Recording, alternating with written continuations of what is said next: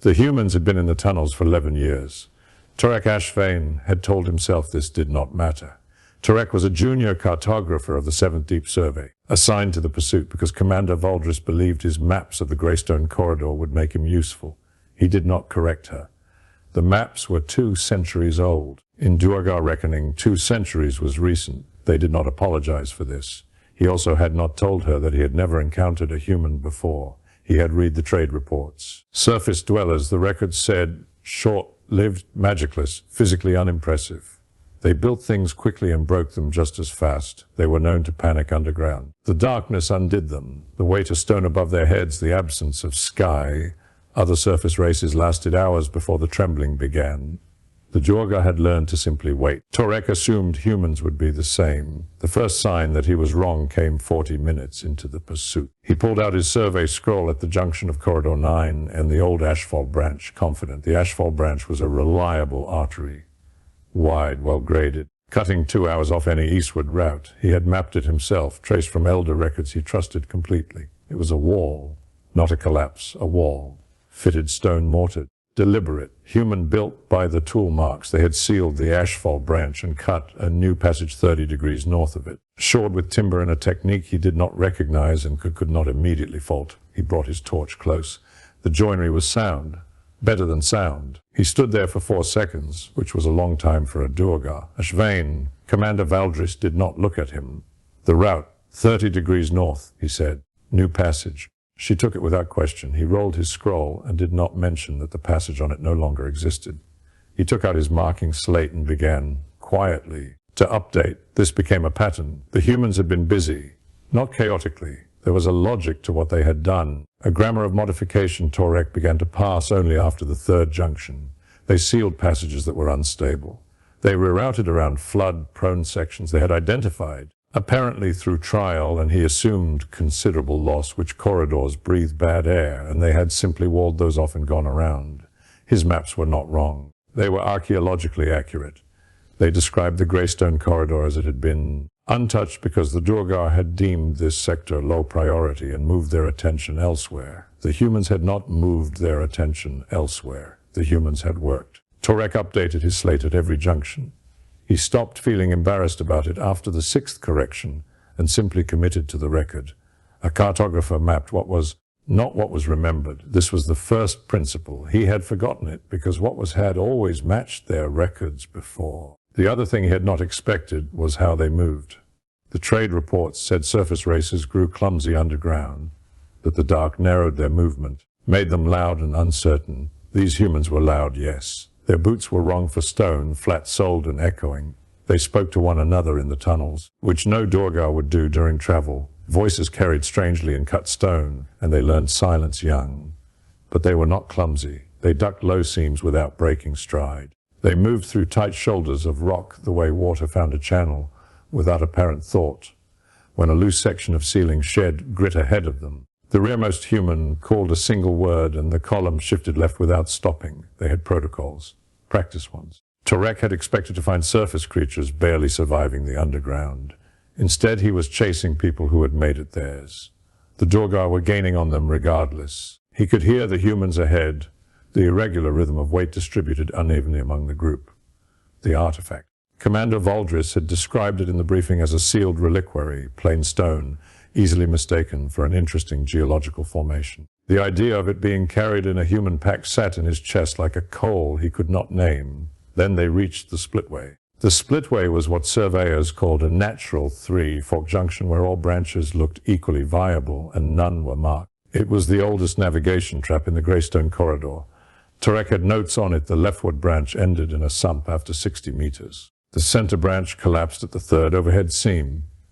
Take the right. He looked at the splitway. He looked at the footprints.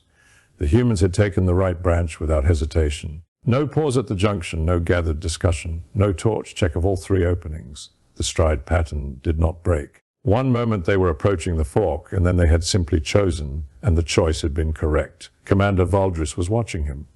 They knew, she said. It was not a question. They mapped it, Turek said. It was the answer he had. It was not, he was increasingly certain, the correct one. There were no survey marks on any of the 3 branches. The one carrying the reliquary had been in the lead at this junction. He knew what the reliquary was. He had known since the briefing, though he had not said so aloud, because saying it aloud made it real in a way the stone walls of the deep made everything real, permanent, weight-bearing without mercy. The wayfinder of Duergar. Every Duergar child knew the story. When the Great Collapse came 200 years ago and their civilization folded inward like a closing fist, it was Duergar who led the last survivor column through the unmapped deep. He had carried the wayfinder since his ascension as chief navigator, a founding stone pulled from the cornerstone of their first deep, city before the fall, worn smooth by 2 centuries of Duergar hands before his. It had not been magical by design. It had simply absorbed something over those centuries. The accumulated presence of 10,000 Duergar lives lived underground until the stone itself remembered the deep the way their bones did. The bearer never heard it or felt it. They simply knew the way water knew downhill. Duergar never made it out. The wayfinder was presumed buried with him, sealed beneath a rockfall they had intended to clear for 1,200 years. The recovery expedition was in the queue. The queue was long. Turek had been the one, 14 years ago, who had moved it down the priority list. The Greystone Corridor was low yield, he had written. Better allocation elsewhere. A human miner with a pickaxe had found it in 11 years. He updated his slate and said nothing. A cartographer mapped what was. They came within reach of the humans as the miners made their rest stop close enough to hear voices. Commander Valdris raised her fist and the squad held position in the dark. The human carrying the wayfinder set it on the ground, sat on it, pulled food from his pack and said something that made the others laugh. Short, bright sounds wrung in deep stone, too warm for it. He ate. He stretched his back. He rested his elbows on his knees and looked at nothing in particular comfortable, unhurried. 30 meters below the surface in a tunnel his people had built and mapped and named in their short, flat language. He was sitting on the fun 200 years of Duergar grief. He did not know. That was the worst part. He genuinely did not know. Turek watched him and thought about the splitway. He thought about how the human stride had not broken. Commander Valdris did not order the strike. She stepped forward instead, into the torchlight alone. The human column came alert instantly, hands moving, weight shifting, but no weapons drawn. The foreman stood. He was broad-shouldered, covered in rock dust, with the particular stillness of someone who had encountered unexpected things underground before and learned to assess before reacting. He looked at Valdris. He looked at the stone he had been sitting on. He picked it up and held it toward her. Not as an offering, not as a surrender. The way one held a found tool toward the person who might own it, waiting for confirmation. "There is writing on it," he said. We couldn't read it. Valdris said nothing for a moment. Turek watched her look at the wayfinder in a human hand and watched her face do something he did not have a category for. "It is ours," she said. "What does it say?" The silence stretched. Around Turek, he felt the squad's discomfort. This was not how surface races behaved. They should be bargaining or fleeing or raising weapons. They were doing none of these things. The foreman simply waited, holding the stone, patient in the way that stone was patient, which was to say completely.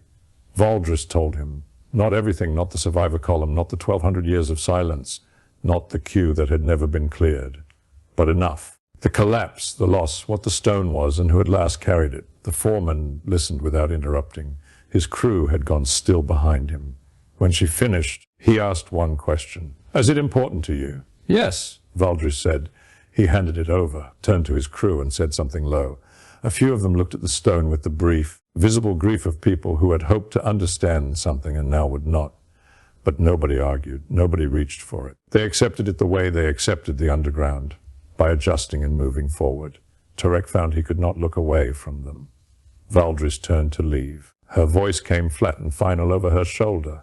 "You are not welcome in this sector. What lies below the Greystone boundary is ours. You will not go deeper."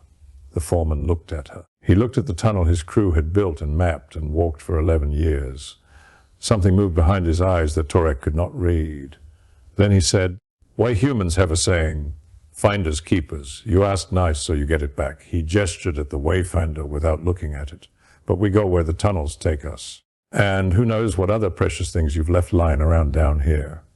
He didn't smile. He didn't need to. He turned back to his crew. Turek stood at the edge of the torchlight for a long time after they were gone. He took out his slate. He looked at 14 corrections, 14 places where the world had changed and the record had not caught up. a splitway junction where a human stride had not broken. A founding stone of their civilization carried 6 days in a work pack by someone who noticed the writing and was troubled by it, and gave it back because it was the right thing to do, without knowing what it cost or what it meant. Then he thought about the queue. At their current pace, the humans would reach the Greyfall boundary in 14 years, possibly 11. Their pace did not appear to be slowing. If anything, the corridor modifications suggested increasing confidence, increasing efficiency. The sealed war archive at the base of Greyfall Drop had not been opened since the collapse. It held things far older and far less portable than a lodestone. It was scheduled for internal review in the next century. That timeline was no longer viable. There were 47 items on the deep recovery queue Turek had deprioritized over the last 40 years. He was looking at that list now with different eyes. The lower corridor 12 passages would need to be warded immediately. Stone sealed if they had the labor, spelled if they had the capacity, which they did not, but they would need to find it. Several things on that list could not be allowed to end up in a work pack. Several things on that list could not be handed back. The humans had been here 11 years. He did not want to know what the queue would look like in another 11. Turek wrote one last entry at the bottom of his slate. Below the map corrections in the section he had titled things that require a new category. The foreman used the word precious, the way one handled something fragile. Carefully, but without reverence. Turek did not think the human knew he was being precise. They were going to need to move faster. He was going to walk faster on the way back.